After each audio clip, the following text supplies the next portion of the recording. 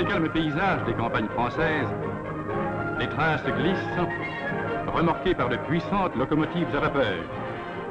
Que de progrès depuis la vénérable fusée de Stephenson, qui serait aujourd'hui plus que centenaire. Cependant, pour l'équipe qui passe de longues heures à son bord, quelles conditions de travail offre une locomotive à vapeur? Gêné par le long corps cylindrique qui le précède toujours, le mécanicien ne dispose que d'un faible espace pour observer la voie et les signaux. Par les froids les plus intenses et par la pluie, il doit rester debout, penché, tandis que son compagnon, inconfortablement installé à cheval sur la machine et le tender, engouffre sans relâche des tonnes de charbon dans le foyer. La fumée complique encore la tâche de l'équipe, en se rabattant sur toute chose qu'elle salit au passage. Nous qui sommes sensibles à la poésie vivante de la locomotive à vapeur, pensons-nous parfois qu'elle impose à ses serviteurs une tâche aussi rude que celle du mineur?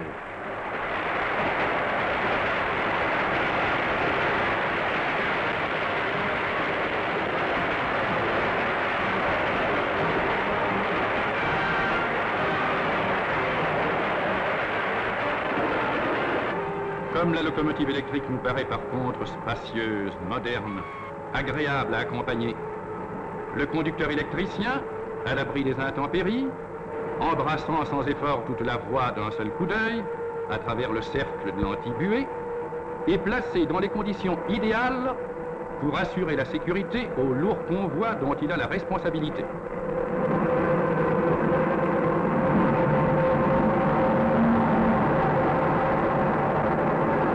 Le pantographe, par son contact continu avec la caténaire, reçoit le courant électrique à 1500 volts. Discipliné par un mystérieux appareillage qui exige plus de 5000 mètres de fil, il va animer 4 puissants moteurs de chacun 1000 chevaux. Mais la moderne 2D2 que nous accompagnons a eu des ancêtres qui nous font maintenant sourire. 1893, la locomotive à accumulateur du Nord. 1894, la locomotive thermoélectrique Heilmann, puis 2 projets qui ne virent pas le jour. 1895, une machine de 300 chevaux circule près de Saint-Germain. Depuis, les locomotives électriques captent leur énergie à l'extérieur. 1897, la première locomotive du PLM. 1900, les premiers tracteurs de la banlieue ouest qui sont toujours en service. 1924, les rames métalliques de la banlieue Saint-Lazare. 1937, le matériel moderne de la banlieue Montparnasse. Et les célèbres rames Budd qui atteignirent 187 km/h. Les locomotives de 1900 de la Compagnie d'Orléans modifiées circulent encore. 1910, brève apparition du courant alternatif en France. 1921, première locomotive à 1500 volts continue.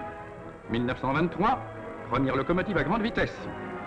1924, les prototypes de la Compagnie d'Orléans pour Paris-Vierzon, dont l'un donne naissance au 2D2 actuel. 2D2, c'est-à-dire 4 essieux moteurs D, encadrés par 2 bogies porteurs. Il existe plusieurs types de 2D2. Le type 700, le type 500 ouest,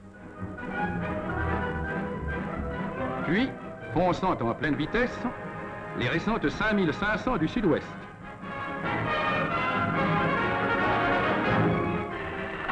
Suivons la 5550 qui va assurer un train. Le panneau monte, les compresseurs ronflent. Quelques minutes à peine de préparation et, après l'enchevêtrement des aiguilles d'avant-garde, cette machine de 130 tonnes va accoster doucement son convoi.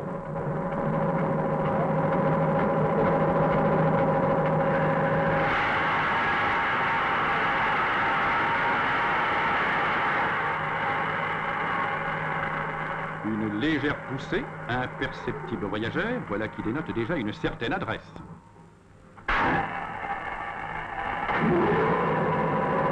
Exposition rétrospective imprévue.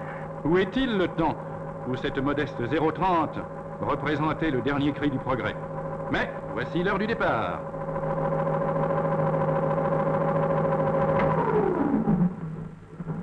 Un léger effort. Le contrôleur au premier cran, le servomoteur obéit aussitôt, 350 ampères. Le conducteur surveille le démarrage, attentif à son ampèremètre et au patinage.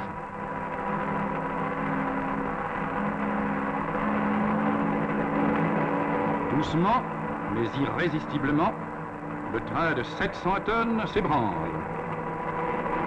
Au début, les moteurs restent couplés en série. On ne leur applique ainsi que le quart de la tension.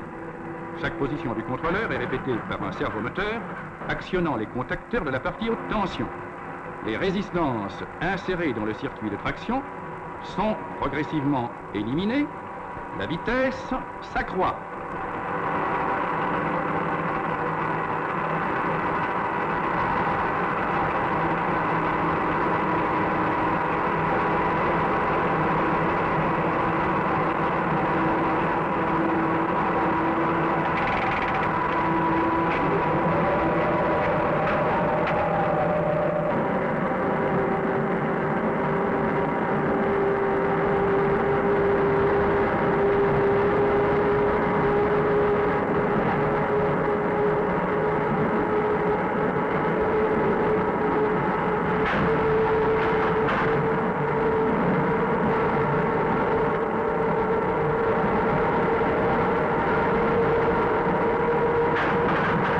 Arrivé au dernier cran du couplage série, le contrôleur est ramené à zéro. Le conducteur passe au couplage série parallèle.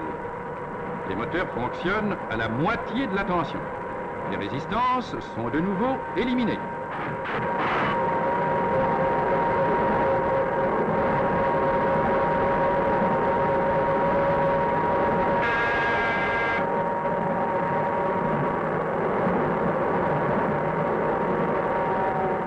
Docilement, les pantographes s'abaissent au passage des ponts. «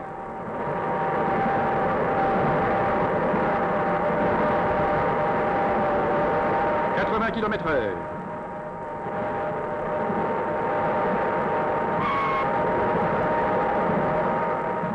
Balayés sur une large surface par la caténaire, les frotteurs des panteaux captent un courant de près de 2000 ampères. De la même façon que précédemment, les moteurs sont maintenant couplés en parallèle. Lorsque les résistances seront une troisième fois éliminées, la vitesse maxima sera atteinte. Nous voici à 100 km/h. 3 minutes se sont écoulées depuis le départ. La vitesse continue à croître.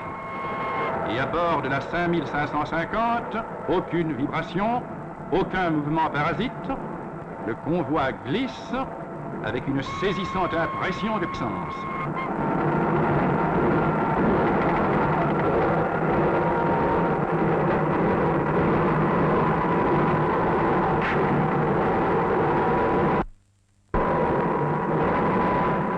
Ces lignes à haute tension amènent au chemin de fer l'énergie produite dans les usines. D'abord dans des usines hydroélectriques, avec leurs lacs artificiels et leurs barrages.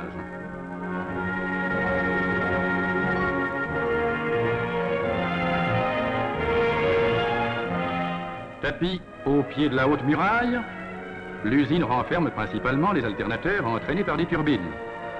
Ces groupes sont à axe vertical. L'alternateur dominant la turbine. La construction d'un barrage est certes une œuvre gigantesque, entraînant des dépenses considérables. Mais l'énergie électrique ne servira pas que le seul chemin de fer. Elle alimentera nos industries et augmentera notre confort.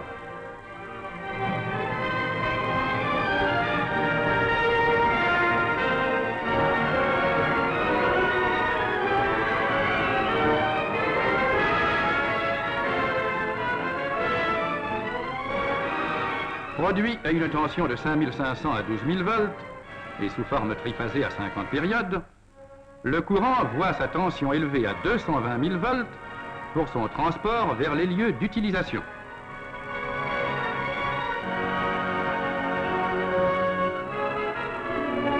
Les grosses centrales thermiques, répandues dans la région parisienne et dans le Nord, utilisent pour entraîner les alternateurs des turbines à vapeur. Les groupes sont alors à axe horizontal. Le charbon de mauvaise qualité peut être consommé dans ces usines modernes dans les meilleures conditions de rendement. Ceci ne peut se faire, faute de place, sur une locomotive vapeur qui, par ailleurs, réclame un excellent combustible. Enfin, le charbon brûlé dans les centrales n'alimente pas que des locomotives. Il devient utilisable à des fins multiples.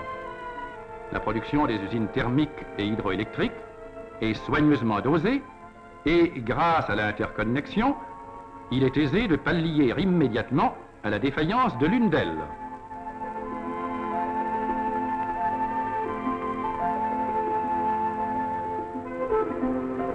Parti à 220 000 volts, le courant va être abaissé dans quelques postes convenablement répartis à 90 ou 60 000 volts et dirigé de là vers les sous-stations de traction. Espacés de 15 à 25 km, leur rôle consiste à abaisser la tension à 1500 volts et à redresser le courant alternatif triphasé en courant continu au moyen de commutatrices ou de redresseurs à vapeur de mercure.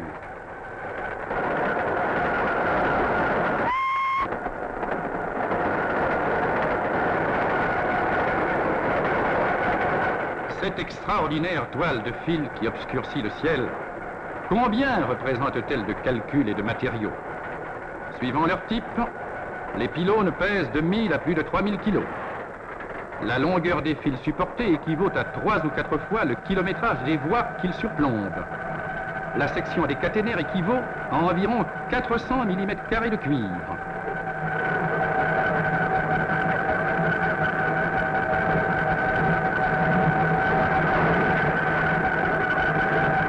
À bord de la 2D2 Ouest que nous accompagnons maintenant, nous retrouvons la puissance, la souplesse, la tranquillité de la 5550, comme en témoignent les faibles déplacements relatifs des tampons. Les locomotives type 2D2 parcourent plus de 220 000 km entre révisions. Toutes celles antérieures à 1942 ont à leur actif plus d'1 million de kilomètres. Certaines en ont même plus de 3 millions.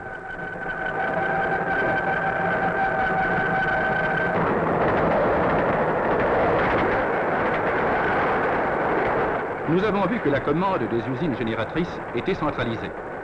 De même, les sous-stations de traction des 211 km de la ligne Paris-Le Mans sont contrôlées du poste de la rue Falguière. Un tableau synoptique lumineux renseigne sur tout ce qui se passe en ligne.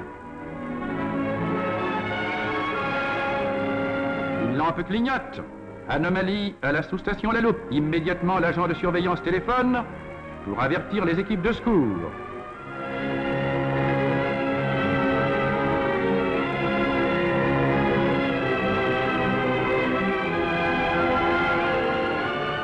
Quelques manœuvres simples suffisent pour mettre hors circuit à plus de 100 km la sous-station déficiente.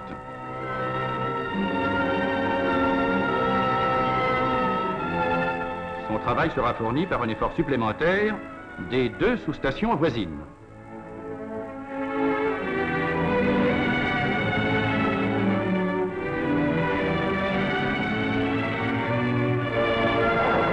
Le train roule. Pour lui, il ne s'est rien passé.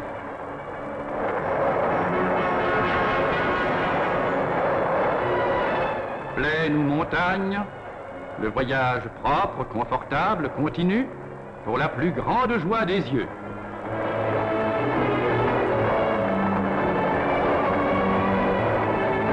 Pas d'escarbille, pas de voile de vapeur pour masquer les beaux paysages traversés.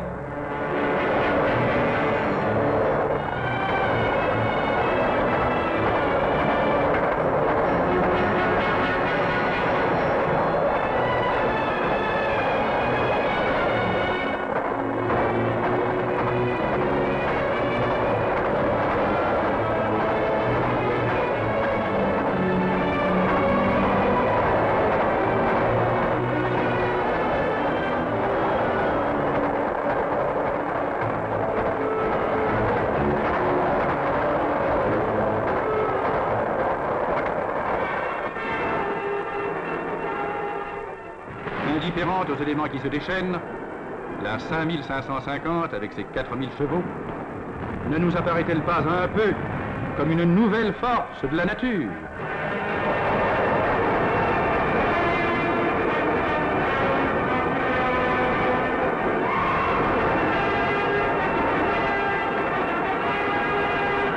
Dans aucun transport, la sécurité n'a été poussée aussi loin que sur le rail.